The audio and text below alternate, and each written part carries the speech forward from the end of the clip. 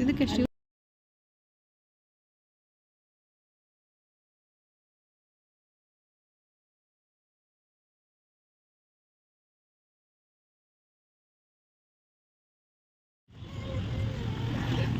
Hello ನಮಸ್ತೆ welcome back to ಮೈ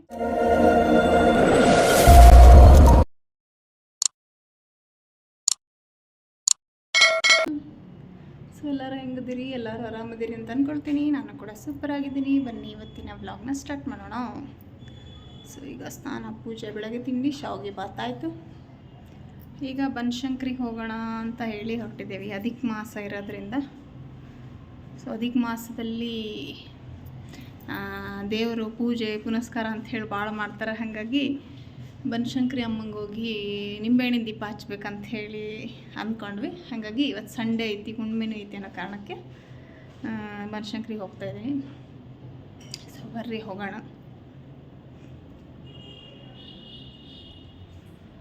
ನೋಡೋಣ ಆತ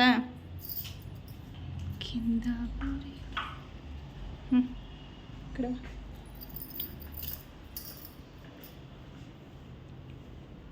ಅಷ್ಟೇನು ಚಂದ ಕಾಣಲ್ಲ. ಸೊ ಹುಣ್ಣಿಮೆ ಅಂಥೇಳಿ ಬೆಳಗ್ಗೆ ಗೊತ್ತಾದ ತಕ್ಷಣವೇ ಬೇಗ ಪೂಜೆ ಮಾಡಿಕೊಂಡು ಮಧ್ಯಾಹ್ನ ಹಂಗೆ ಹೋದ್ರಾಯ್ತು ದೇವಸ್ಥಾನಕ್ಕೆ ಅಂಥೇಳಿ. ಹುಣ್ಣಿಮೆ ದಿನ ಅದರಲ್ಲೂ ಸಂಡೇ ಬಂದಿತ್ತಲ್ಲ, ಇನ್ನು ಸಂಡೇ ಸಿಗೋದೇ ರೇರ್. ಇನ್ನು ಮಂಗಳವಾರ ಶುಕ್ರವಾರ ದಿನ ಇವ್ರು ರಜೆ ಹಾಕ್ಕೊಂಡು ಬರೋಂಗಿಲ್ಲ.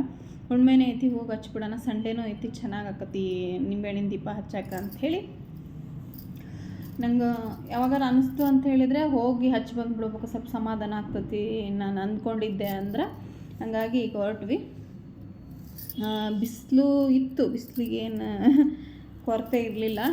ಮಳೆ ಸಂಜೆ ಹೊಡಿತೈತಿ ಅಂತಂದರೆ ಇಡೀ ದಿನ ಬಿಸಿಲು ಇದ್ದೇ ಇರ್ತೈತಿ. ಬಟ್ ಏನಂದರೆ ಟ್ರಾಫಿಕ್ ಇರಲಿಲ್ಲ ನಾವು ಹೋಗೋ ಟೈಮಲ್ಲಿ. ಅದೊಂದು ಖುಷಿ ವಿಚಾರ. ಟ್ರಾಫಿಕ್ ಇದ್ದಿದ್ರೆ ನನಗೆ ವಾಮಿಟ್ ಆಗಿಬಿಡೋದು. ಅಲ್ಲಿ ನಿಲ್ಲಿಸಿ ಟ್ರಾಫಿಕ್ ಒಂದಿರಲಿಲ್ಲ. ಸೊ ಹಂಗಾಗಿ ಹೊರಟ್ವಿ. ನಾವು ಹೊರಗಡೆ ಹೋಗಲಿಲ್ಲ, ಟ್ರಾಫಿಕ್ ಹೆವಿ ಟ್ರಾಫಿಕ್ ಇರಲಿಲ್ಲ. ಬೇಗೂರು ದೇವಸ್ಥಾನವೂ ಕೂಡ ನಾನೊಂದು ಲಾಕ್ ಮಾಡಿದ್ದೆ, ನಿಮಗೆ ನೋಡಿರ್ತೀರೇನು. ಇದು ನೋಡ್ರಿ, ಹೋಗ್ತಾ ಅಂದವೇ ಆ ದೇವಸ್ಥಾನ ಕೂಡ ಹೋಗ್ತೀವಿ. ತುಂಬ ಚೆನ್ನಾಗಿತ್ತು ದೇವಸ್ಥಾನವೂ ಕೂಡ. ಇದು ನಾನು ಸುಮಾರು ಸಲ ಹೋಗಿ ಬಂದಿದ್ದೀನಿ. ಹಾಗಾಗಿ ಅಂದವೇ ಆ ದೇವಸ್ಥಾನ ಸಿಕ್ತಲ್ಲ, ಅಲ್ಲೊಂದು ಇಬ್ಬರು ನಮಸ್ಕಾರ ಮಾಡಿಕೊಂಡು ಅಲ್ಲಿಂದ ಹೊರಟ್ವಿ. ಮುಂದೂ ಅಷ್ಟೇನು ಟ್ರಾಫಿಕ್ ಅನ್ನಿಸ್ತಿಲ್ಲ. ಹತ್ತತ್ರ ಬನಶಂಕರಿ ಬಂದ್ವಿ. ಸೊ ನೋಡಿರಿ, ಬನಶಂಕರಿ ಬಂತು. ಹೆಂಗೆ ಹೋದ್ವಿ ಅಂತಲೇ ಗೊತ್ತಾಗಲಿಲ್ಲ ಟ್ರಾಫಿಕ್ ಇಲ್ಲದಕ್ಕೆ. ಟ್ರಾಫಿಕ್ ಇದ್ದಿದ್ರೆ ಹೆವಿ ಅನಿಸ್ಬಿಡೋದು ನನಗೆ. ಹತ್ತತ್ರ ಬನಶಂಕರಿ ಬಂದು ಇನ್ನೇನು ದೇವಸ್ಥಾನ ಕೂಡ ಬಂತು. ಇಲ್ಲೆಲ್ಲ ಏನು ದಸರಾ ದೀಪಾವಳಿ ಟೈಮಲ್ಲಿ ಫುಲ್ ರಶ್ ಇರ್ತೈತಿ. ಹಾಗಾಗಿ ಏರಿಯಾ ನೋಡಂಗಿರಂಗಿಲ್ಲ.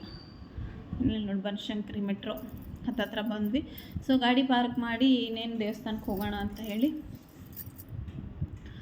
ಬನಶಂಕರಿ ಮೆಟ್ರೋ ಸ್ಟೇಷನ್ ನೋಡ್ರಿ. ದೇವಸ್ಥಾನದ ಒಳಗಡೆ ಖಾಲಿ ಇದ್ರೆ ಅಲ್ಲೇ ಹೋಗ್ಬಿಡ್ತಿದ್ವಿ. ಬಟ್ ರಶ್ ಇರುತ್ತೇನೋ ಇವತ್ತು ಹುಣ್ಣಿಮೆ ಅಂತ ಅಂದ್ಕೊಂಡು ಸೊ ಇಲ್ಲೇನ ಹೋಗಿ ಗಾಡಿ ಪಾರ್ಕ್ ಮಾಡಿ ಅದಾದಮೇಲೆ ದೇವಸ್ಥಾನಕ್ಕೆ ಹೋಗಿ ನಾನು ಮನೆಯಿಂದಲೇ ನಿಂಬೆಹಣ್ಣು ಎಲ್ಲ ತೊಗೊಂಡು ಹೋಗಿದ್ದೆ. ತಟ್ಟೆ ಒಂದು ಮಿಸ್ ಮಾಡಿ ಹೋಗ್ಬಿಟ್ಟಿದ್ದೆ. ಹಿಂಗಾಗಿ ಅಲ್ಲೇ ತೊಗೊಂಡೆ ಒಂದು ತಟ್ಟೆನ ಸಣ್ಣದು. ನಿಂಬೆಹಣ್ಣು ಜಾಸ್ತಿ ಒಯ್ದಿರಲಿಲ್ಲ. ಈಗ ನಿಂಬೆಹಣ್ಣಿನ ರೇಟ್ ಒಂದು ಜಾಸ್ತಿ ಇರೋದಕ್ಕೂ ಮನೇಲಿ ಎಷ್ಟಿತ್ತು ಅಷ್ಟೇ ಎತ್ಕೊಂಡು ಅರ್ಜೆಂಟಿಗೆ ಬೆಳಗ್ಗೆ ಹೋಗಿ ತರೋಕ್ಕೂ ಆಗಲಿಲ್ಲ. ಹಾಗಾಗಿ ಒಂದು 3 ನಿಂಬೆಹಣ್ಣು ಇತ್ತು. ಹಾಗಾಗಿ 5 ದೀಪ ಹಚ್ಚಿದ್ರಾಯ್ತು ಅಂಥೇಳಿ 5 ದೀಪ ಎಲ್ಲ ರೆಡಿ ಮಾಡ್ಕೊಂಡು ದೇವಸ್ಥಾನದ ಒಳಗಡೆ ಹೋದೆ. ದರ್ಶನ ತುಂಬ ಚೆನ್ನಾಗಾಯ್ತು. ಮುಂದೆನೇ ಬಿಟ್ಬಿಟ್ರು ದರ್ಶನಕ್ಕೂ ಸಹ. ಸೊ ಹಂಗಾಗಿ ದೇವ್ರಿಗೆ ಬೆಳಗ್ಕೊಂಡು ಹೊರಗಡೆ ಒಂದು ರೌಂಡ್ ಎಲ್ಲ ಬಂದು ಆಮೇಲೆ ಇಲ್ಲಿ ಹೊರಗಡೆ ಬನಶಂಕರಿ ಅಮ್ಮ ಐತಲ್ಲ ಅಲ್ಲಿನೂ ನಮಸ್ಕಾರ ಮಾಡಿ ಅದಾದಮೇಲೆ ದೀಪ ತೆಗೆದು ಇಲ್ಲೇ ದೀಪ ತೆಗಿಯೋಕ್ಕೆ ಇಡಕ್ಕಂತಲೇ ಮಾಡಿರ್ತಾರಲ್ಲ, ಸೊ ಅದನ್ನು ಕೂಡ ಎಲ್ಲ ಇಟ್ಟು ಪ್ರಸಾದಕ್ಕಂತ ಹೋದ್ವಿ. ಪ್ರಸಾದಕ್ಕೆ ಜನ ಮಾತ್ರ ಭಯಂಕರ ಇತ್ತು. ನನಗೂ ಹೊಟ್ಟೆ ಭಯಂಕರ ಹಶ್ವಾಗ್ಬಿಟ್ಟಿತ್ತು. ಬೆಳಗ್ಗೆ ಶಾವಿಗೆ ಬಾತ್ ಮಾಡಿದ್ವಿ, ಒಂದು ಸ್ವಲ್ಪ ತಿಂದಿದ್ದೆ. ಹಾಗಾಗಿ ಜನ ಭಯಂಕರ ಐತಿ ಅಂಥೇಳಿ ಬೇಗ ಹೋಗಿ ಪುಳಿಯೋಗರೆ ಮತ್ತು ಪೊಂಗಲ್ ಇತ್ತು. ಸೊ ಪ್ರಸಾದದ ವಿಡಿಯೋ ಏನು ತೊಗೊಳ್ಳಿಲ್ಲ, ಬಿಸಿಲಿದ್ದಕ್ಕೂ ಅದಕ್ಕೂ ಭಯಂಕರ ಸುಸ್ತಾದಂಗೆ ಆಗಿಬಿಡ್ತು ಜನನೂ ನೋಡಿ. ಅದಕ್ಕೆ ಹೋಗಿ ಲೈನಲ್ಲಿ ನಿಂತಿದ್ದಷ್ಟೇ ಶಿವ ಪ್ರಸಾದ ಹತ್ತತ್ರ ಬಂದಂಗೂ ಪ್ರಸಾದದ ವಿಡಿಯೋ ಏನೂ ತೊಗೊಳ್ಳೇ ಇಲ್ಲ. ಸೊ ಫೈನಲಿ ದೀಪನೂ ಹಚ್ಚಿದೆ. ಪ್ರಸಾದ ಕೂಡ ಸಿಗುತ್ತೋ ಇಲ್ಲ ಅಂದ್ಕೊಂಡಿದ್ದೆ, ಪ್ರಸಾದ ಕೂಡ ಸಿಕ್ತು. ಫೈನಲಿ ದರ್ಶನ ಚೆನ್ನಾಗತ್ತಲ್ಲ. ಮುಂದೆ ಹೋಗಿದ್ಕೋ ಅದಕ್ಕೆ ಮುಖ ಮುಖಾಂತರ ನೀಟಾಗಿ ಕಾಣಿಸ್ತದೆ. ದರ್ಶನ ಎಲ್ಲ ಮುಗಿಸ್ಕೊಂಡು ಪ್ರಸಾದ ಎಲ್ಲ ತಗೊಂಡು ಸೊ ಈಗ ಹೊರಟ್ವಿ. ನಮಗೆ ಸ್ವಲ್ಪ ತರಕಾರಿ ಗಿರ್ಕಾರಿ ಎಲ್ಲ ತಗೊಂಡು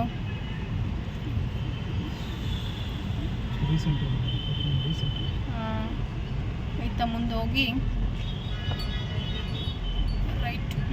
ಸೊ ಇಲ್ಲೇ ಒಂದು ಗಿರ್ಮಿಟ್ಟಿ, ಊರ ಕಡೆ ಹೋದಾಗೆಲ್ಲ ಗಿರ್ಮಿಟ್ಟಿ ಮಿರ್ಚಿ ಭಾಳ ತಿಂತಿದ್ವಿ, ಈಗ ಭಾಳ ನೆನಪಾಗ್ತದೆ. ಹಾಗಾಗಿ ಇಲ್ಲೇ ಜಯನಗರ ಫಿಫ್ತ್ ಬ್ಲಾಕ್ ಒಳಗೆ ಎಲ್ಲೇ ಐತಂತ. ಸುಮ್ಮನೆ ಹೋಗೋಣ ಬರ್ರಿ, ಹೆಂಗಿರ್ತೈತಿ ಟೇಸ್ಟ್ ಏನಂತ ಹೇಳಿ ನೋಡೋಣ. ಇನ್ನೂ ಇತ್ತಾಗ ಮುಂದೆ ಅಲ್ಲಿ ಮುಂದೆ ಹೋಗಿ. ಈಗ ಅಂತರೂ ಬರೋ ಮುಂದೆ ಏನು ಟ್ರಾಫಿಕ್ ಇರಲಿಲ್ಲ. Full traffic jam. 5 ಗಂಟೆ 8 ನಿಮಿಷ ಆಯ್ತು. ರೈಟ್. ಅಜ್ಜ ಊರ ಕಡೆ ಹೋದಾಗೆಲ್ಲ ಗಿರ್ಮಿಟ್ಟಿ ಅಜ್ಜ ಜಯನಗರ 5th. ಹಾಗಾಗಿ ಇಲ್ಲೊಂದು ಜಯನಗರ ಇನ್ಸ್ಟಾಗ್ರಾಮಲ್ಲಿ ಒಂದು ವಿಡಿಯೋ ನೋಡಿದ್ದೆ. ಅಂದವೇ ಅಲ್ಲೇ ಒಂದು 1 ಕಿಲೋಮೀಟ್ರ್ ದೂರದಲ್ಲಿತ್ತು ಬಿಜಾಪುರದ ಅಜ್ಜ ಅಂತ ಇದನ್ನ ಮಾಡಿರೋದು. ಅವನ ಹತ್ರ ಕೇಳ್ತಾ ಇದ್ದೆ, ಅಜ್ಜ ಎಲ್ಲಿ ಗಿರ್ಮಿಟ್ಟಿ ಅಜ್ಜ ಅಂತ ಬಿಜಾಪುರದಲ್ಲಿ ಇರ್ತಾರ್ರಿ ಅಂತಂದ. ಬಿಜಾಪುರದಾರ ನೀವು ಒಂದೇ ಹ್ಞೂ ಅಂತ ಹೇಳ್ದೆ. ಇಲ್ಲಿ ಗಿರ್ಮಿಟ್ಟಿ ಕೇವಲ 12 ರೂಪಾಯಿ, 12 ರೂಪಾಯಿಗೆ ಒಂದು ಗಿರ್ಮಿಟ್ಟಿ ಕೊಡ್ತಾರೆ. ಬಟ್ ಮಿಲ್ಕ್ ಶೇಕೆ ಒಂದು ಸ್ವಲ್ಪ ರೇಟ್ ಜಾಸ್ತಿ ಆಯ್ತು ಅಷ್ಟೇ. ಅದು ಬಿಟ್ಟರೆ ಗಿರ್ಮಿಟ್ಟಿ ಬಜ್ಜಿ ಮತ್ತು ಸಾಬುದಾನಿ ವಡಿ ಭಾಳ ಕಡಿಮೆ ರೇಟಿಗೆ ಸಿಗ್ತೈತಿ. ಹಾಗಾಗಿ ಸೊ ಗಿರ್ಮಿಟ್ಟಿ ಒಂದು ರೌಂಡ್ ಭಾಳ ಆಸೆ ಆಗಿತ್ತು ತಿನ್ಬೇಕು ಅಂಥೇಳಿ. ಹಾಗಾಗಿ ಗಿರ್ಮಿಟ್ಟಿನೂ ಹೋಗಿ ಗಿರ್ಮಿಟ್ಟಿ ಇನ್ನೂ ರೆಡಿ ಆಗ್ಬೇಕಕ್ಕ ಅಂತ ಹೇಳ್ದೆ. ಮಿರ್ಚಿ ಕೇಳಿದೆ, ಮಿರ್ಚಿನೂ ಇನ್ನೂ ಒಂದು 2 ಅವರ್ ಆಕತಿ ಅಂದ. ಮಳೆ ಮೋಡ ಒಂದು ಆಗ್ಬಿಟ್ಟಿತ್ತು. ಹಾಗಾಗಿ ನೀರು ಕುಡಿಬೇಕಂತ ಅನಿಸಿತ್ತು. ಒಂದು ಮ್ಯಾಂಗೋ ಮಿಲ್ಕ್ ಶೇಕ್ ತೊಗೊಂಡ್ವಿ, ಚೆನ್ನಾಗಿತ್ತು ಅಂತಂದ್ರೆ ರಾಜು ಕೂಡ. ಸೊ ಅದನ್ನೊಂದು ಚೂರು ಕುಡಿದು ಅದಾದಮೇಲೆ ಗಿರ್ಮಿಟ್ಟಿ ರೆಡಿ ಆಗೈತಿ ಅಂತಂದ್ರು. ಹೋಗಿ ಗಿರ್ಮಿಟ್ಟಿ ತೊಗೊಂಡು ಬಂದ್ರೆ ಗಿರ್ಮಿಟ್ಟಿ ಟೇಸ್ಟ್ ನಮ್ಮ ಕಡೆ ಹೆಂಗಿರ್ತೈತಿ ಹಂಗೆ ನನಗೆ ನಮ್ಮೂರ ಕಡೆ ತಿಂದಂಗೆ ಅನಿಸ್ತು. ಅದ್ರಾಗ ಬಿಜಾಪುರ ಮಂದಿ ಅಂದ್ರೆ ಉತ್ತರ ಕರ್ನಾಟಕದಾಗ ಗಿರ್ಮಿಟ್ಟಿ ಕೇಳ್ತೀರ, ಫೇಮಸ್ ಅಲ್ಲ ಅವೆಲ್ಲ ಗಿರ್ಮಿಟ್ಟಿ ಆಗಲಿ, ಮಿರ್ಚಿ ಬಜ್ಜಿ ಬೋಂಡಾಗಳೆಲ್ಲ. ಹಾಗಾಗಿ ಚೆನ್ನಾಗಿತ್ತು ಗಿರ್ಮಿಟ್ಟಿನೂ ಸಹ.